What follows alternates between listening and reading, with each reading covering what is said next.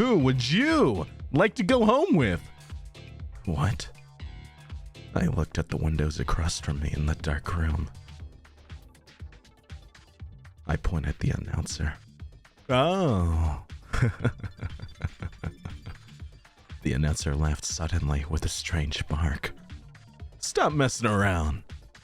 The announcer cleared his throat. Yeah, of course. I'm very flattered and I would simply love to take you home, but I'm afraid that the show must go on. These lovely and very patient patrons have paid good money to be here today. So, let's wrap up the bidding, shall we? Wait, please. I fumbled for reasons. These people all sound insane. Surely I stand a better chance with whoever is doing the announcing here. I want to go home with you, not them. Please. I flushed at the sound of desperation in my voice. Please, just let this work. Ah, that sounds kind of cute. You know, maybe you should take him home. What the fuck are you talking about? We've already bid. Relax, there's other choices, aren't there? Oh, of course. We have a very diverse and exciting selection of products for you to pursue today. See, you can just bid on another one. And I'm sure his fans would love to see another show. I stood there, frozen, listening to the exchange. Something about the Blue Window's voice changed. She mentioned a show. I'm humbled and flattered. Whatever you're deciding, get it over with. Oh, yes, I'm terribly sorry for the interruption. Well, how about this? If you're willing to so graciously relinquish this delightful specimen to myself, I'll give you 3 a 10% discount on your next purchase. Oh, you're too kind. I happily accept. And I'm sure the others do too. Don't talk for me, bitch. Oh, but I guess it's fine. I didn't really want this one anyway. Silence overtook the room again, as the others waited for the green window to speak. It's fine. I could wait for another one. So, it's settled then. What an exciting turn of events. I suppose I'm the one who won the bid. He let out another barking laugh. Let's get him packed up and move on to our next product. I felt a sharp jab in my ankle. What? I tried to bend down to inspect the pain, but I just crumpled to the floor. There was a pain in my leg, and I couldn't move. I was seeing double and trying to speak, but I passed out. The first thing I noticed was a pounding headache, then a strange sound. Clicking. I strained to hear the clicking become the rapid tapping of a keyboard. I opened my eyes. It's dark. Why am I so uncomfortable? I began to register my position, kneeling on the floor with my arms above my head. I tried to lower my arms and heard the unsettling clink of heavy chains. Oh! Someone was in front of me. Look who's awake. Right on schedule. I jerked in surprise, away from him, but the chains held me in place. The voice was strange, flat and mechanical. I couldn't make out his face. So, how are you? Do you remember what happened? As my brain started waking up, 1,000 questions started to bubble to the surface. I mustered my energy and screamed as loud as I could. The sound was cut immediately by a hard slap to the side of my face. Shut up. You're only annoying the two of us. This room is underground, soundproofed, and carefully hidden. No one will hear you. I groaned, trying to get my bearings again. That is, until I want them to. But don't worry about that right now. You made a choice to become my lovely co-star. And I have to admit, I'm a bit giddy. No one has ever asked to come with me before. And it's been a long time since I last put on a show. As he spoke, I tried to take note of my surroundings. It's so dark. But I looked at the man in front of me. Aside from the strange ears and what appeared to be a tail, he's so short, and he's got a slender build. A little flame of hope came to life in my chest. I definitely made the right choice. I could have a chance at a fight. I looked down at myself, and my train of thought was completely derailed. Underwear?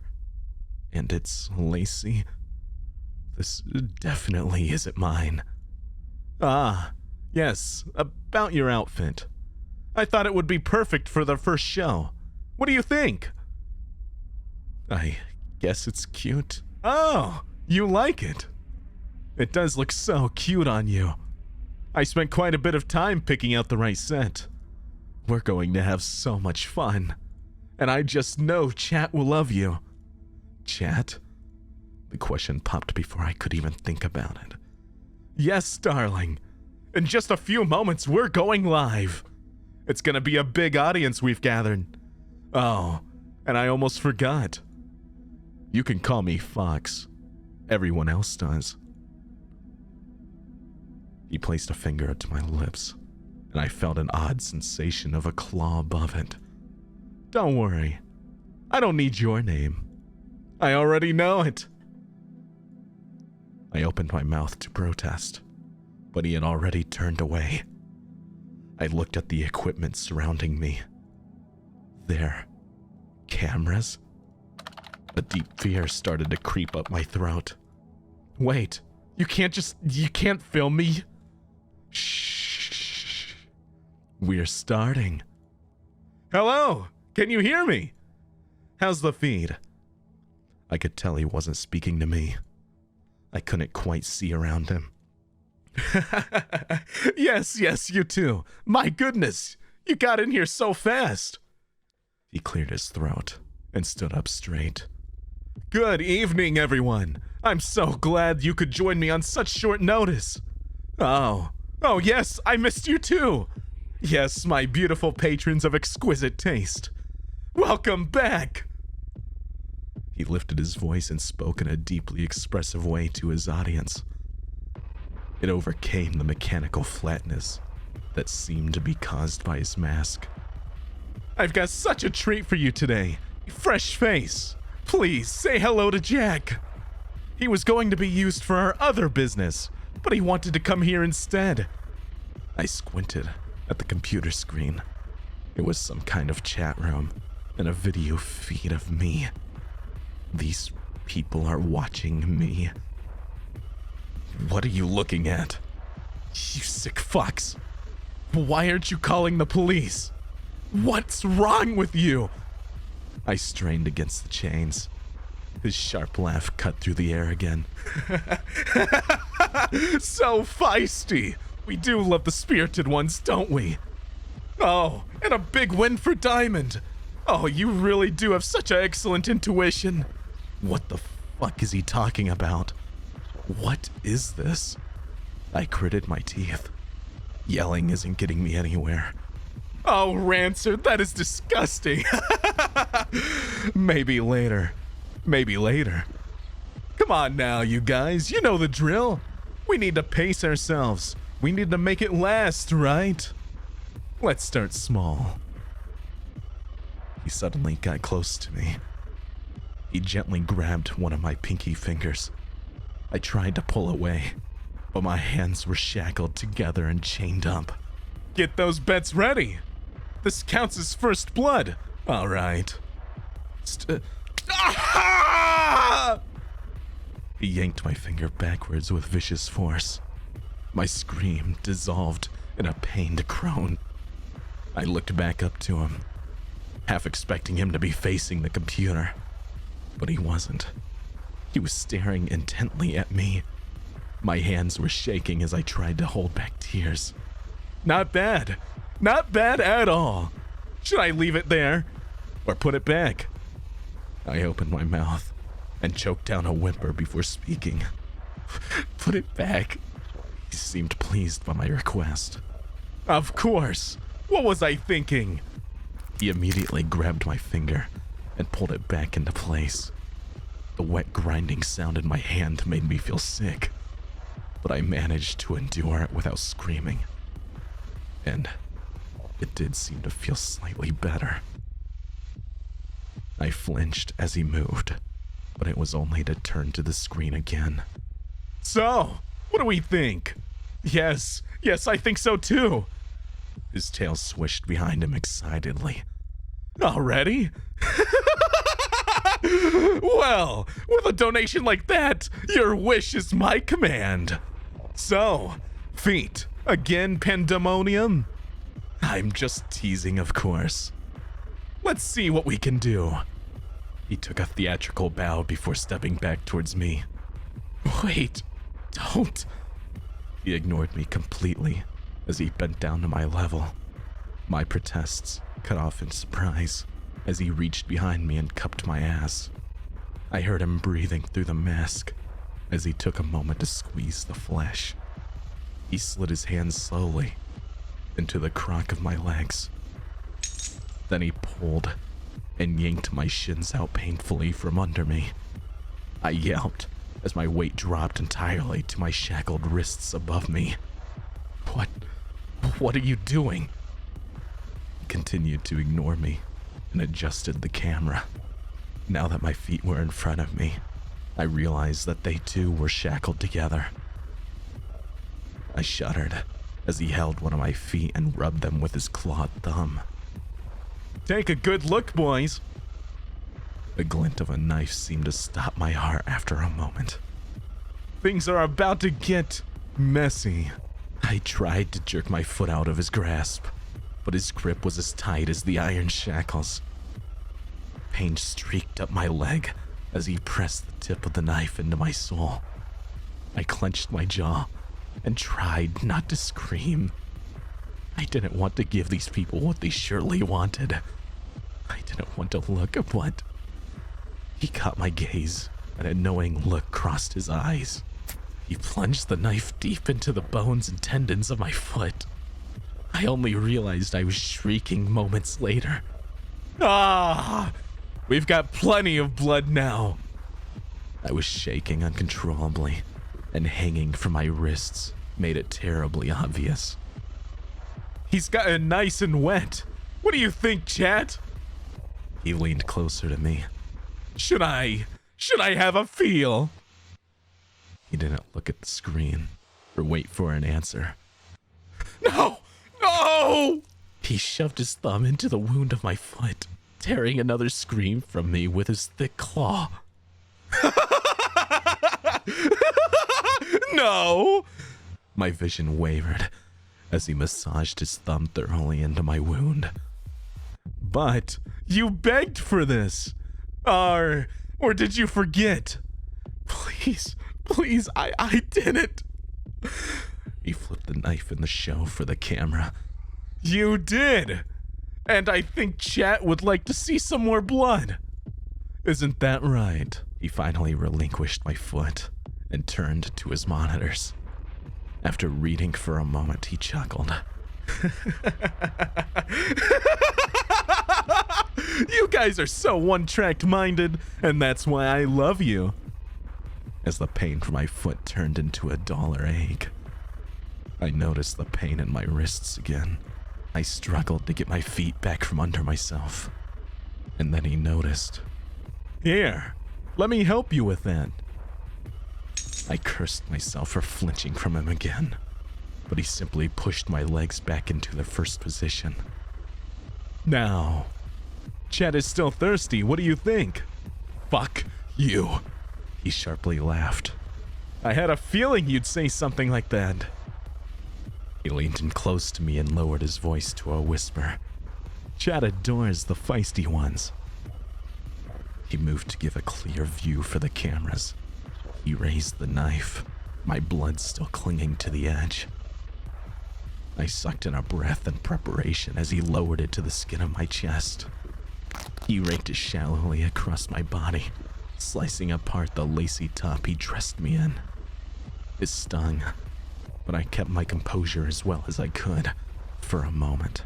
I wondered why he would cut apart the underwear he must have bought. I looked down at his knife, and the absurdity of that thought almost made me laugh. What is happening to me? The sting of the blade interrupted the chaos of my thoughts. I couldn't suppress a groan this time. He was cutting deeper than before.